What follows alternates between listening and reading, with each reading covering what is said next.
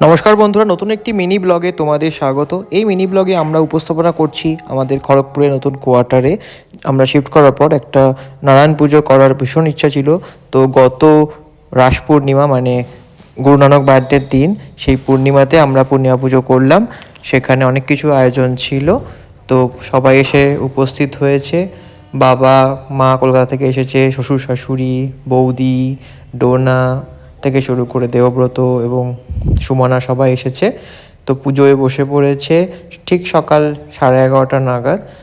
যজ্ঞ হলো, তারপরে সবাই মিলে পুষ্পাঞ্জলি দিলাম।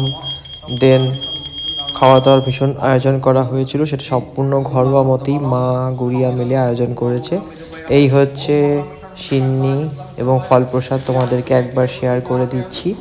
তার সাথে মিষ্টি ছিল, দই ছিল, নবদ্বীপের ক্ষীর দই। আর আমার মা মণ্ডপের বাদিক থেকে বসে পুরো ব্যাপারটা অ্যারেঞ্জ করছেন, কোঅর্ডিনেট করছেন। আর যেহেতু রাস পূর্ণিমার দিনটা আমার ছুটি থাকে, তো আমার পক্ষে বাড়িতে থেকে সব কিছু দেখভাল করাটা একটু সুবিধা হয়েছিল। ওম ভূর্ভুবঃ স্বঃ विष्णुमितारुणाय स्वाहा। ओम विष्णुं विष्णुं तद्विष्णुं परमं पदं सदा विश्वदीश्वराय देवीव चक्षुरादं विष्णुमितारुणाय स्वाहा। ओम विष्णुं विष्णुं तद्विष्णुं परमं पदं सदा विश्वदीश्वराय देवीव चक्षुरादं विष्णुमितारुणाय स्वाहा।